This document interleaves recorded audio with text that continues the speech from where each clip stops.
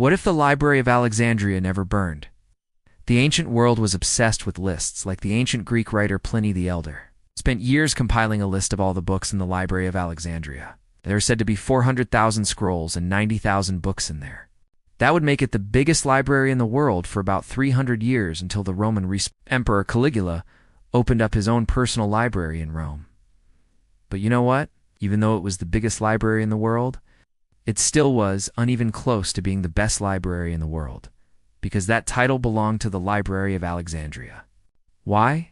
Because unlike other libraries in the ancient world, which mostly just collected random books and scrolls that were donated by random people, the Library of Alexandria was carefully curated by scholars who made sure that every book in that library was one of a kind. They had rare books shipped in from all over the known world. And when I mean all over, I mean all over. They even had someone sail to India just to get their hands on some Indian epic poems. They also invented something called the Alexandrian canon, which was basically a list of all the books that they needed to buy to make sure that they had every important book ever written in every genre. Imagine having an entire library dedicated to collecting all the books on a list like this.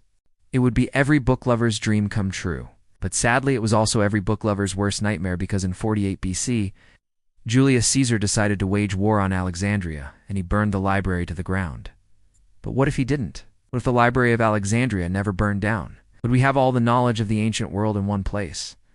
Well, yes, but also no. Because even though the library was carefully curated by scholars, a lot of the books that they collected were actually incomplete or just plain wrong. Take, for example, Euclid's Elements, which is a collection of 13 books on geometry that was so influential that it's literally where we got the word science from. The Alexandrian scholars included 3 books that were written by Euclid himself, but they also included 7 more books that were written by somebody else entirely. They didn't know that these extra 7 books weren't actually Euclid's. They just assumed that since Euclid was awesome, his work must have been continued by other equally awesome mathematicians. So they just kind of added it to the collection without checking if it was actually Euclid's work or not. And because of this, we have no idea what Euclid's original 13 books looked like.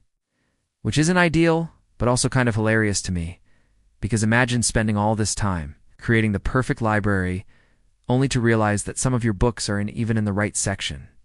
Like, you can just picture the Alexandrian scholars frantically running around the library after they found out that Caesar was about to burn it down, putting all the books in the wrong section back in the right section. So maybe having the greatest library in the world is on all that it's cracked up to be. But hey, at least we still have the 7 books of Euclid's Elements that are actually Euclid's to thank for the scientific method.